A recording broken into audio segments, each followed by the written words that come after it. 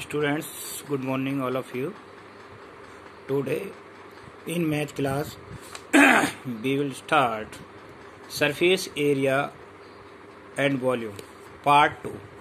Part 2 means in this part we will discuss surface area and volume of the combinations of solid. इस part में हम combination की surface area and volume का discuss करेंगे. Combination means जिस solid में more than 2, 3 या 1 solids को कंबाइन किया जाएगा. जैसे कि इस फिगर में सिलेंडर और कोन दोनों को कंबाइन करके वॉल्यूम निकालना है, और कहीं स्फीयर, हेमीस्फीयर और सिलेंडर, इस तरह की सॉलिड ऑब्जेक्ट्स मिलेंगे जो कॉम्बिनेशन से बने हैं, जिनके हमको सरफेस एरिया और वॉल्यूम सॉल्व करने होंगे. अब ये क्वेश्चन है, इसमें नीचे सिलेंडर है, उसके ऊपर कोन है. Base of cylinder is 105 and height of cylindrical part is 3 metre and slant height of conical part 53 metre. ये एक तरह से टेंट बना हुआ है, सर्कस टेंट. अब इसमें कितनी कैनवस लगेगी, इसका मतलब कितना कपड़ा लगेगा, इसका सरफेस एरिया हमें निकालना है. तो ये सारी इसकी हो गई. अब इसमें क्या है, total area of canvas used, यानी कितनी कैनवस यूज हुई उसका टोटल सरफेस एरिया निकालना है.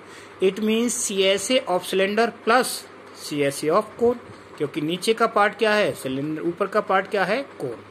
तो CSA ऑफ सिलेंडर क्या होता है 2πRH और कोन πRL. अब इन दोनों में हमने πR को कॉमन ले लिया, तो क्या रह गया ब्रैकेट में 2H प्लस L.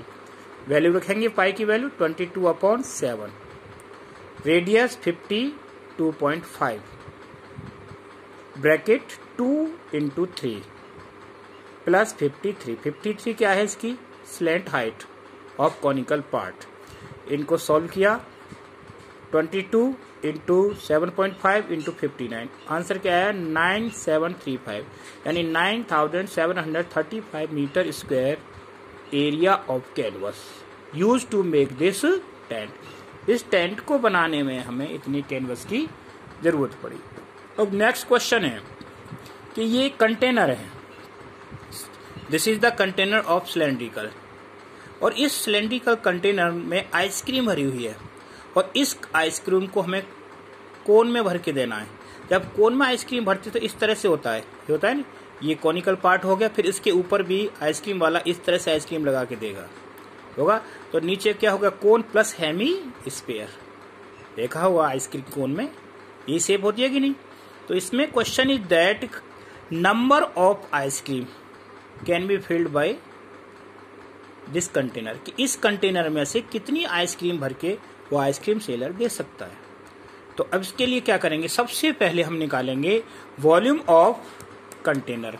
तो वॉल्यूम ऑफ कंटेनर क्या हुआ, वॉल्यूम ऑफ कंटेनर πr²H. पाई की वैल्यू नहीं रखेंगे, R कितनी है इसकी कंटेनर की, रेडियस 6 और हाइट 15, तो कितना हो गया पाई × 36 × 15, यानी 540 पाई centimetre cube. This is the volume of container, ये कंटेनर का वॉल्यूम हो गया. अब एक कोन आइसक्रीम का वॉल्यूम क्या होगा, अब कोन में ऊपर वाला पार्ट क्या है हेमीस्फीयर, तो 2/3 πr³. नीचे क्या है कोन 1/3 πr²H, 2/3 पाई, रेडियस कितना है 3 का क्यूब 27, और इधर 1/3 पाई R, यहाँ भी रेडियस 3 होगी, 3 का स्क्वायर 9 × 12.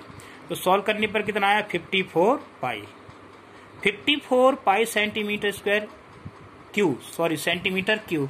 ये किसका आया आइसक्रीम का वॉल्यूम. अब हमें नंबर ऑफ आइसक्रीम कोन निकालना है, तो volume of container divide by volume of 1 ice cream, यानी कंटेनर के वॉल्यूम को 1 आइसक्रीम से डिवाइड करना है. 540 π/54 पाई, तो कितनी आइसक्रीम बनी, total number of ice cream is 10. ये आपके NCERT का क्वेश्चन है. इस तरह से हमें 10 आइसक्रीम बनी.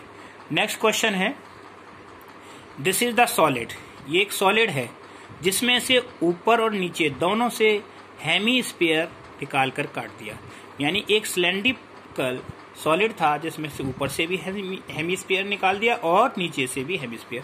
अब पूछा गया है कि रिमेनिंग सॉलिड का वॉल्यूम क्या होगा, यानी सॉरी TSA क्या हुआ रिमेनिंग सॉलिड का. Find the TSA of remaining solid.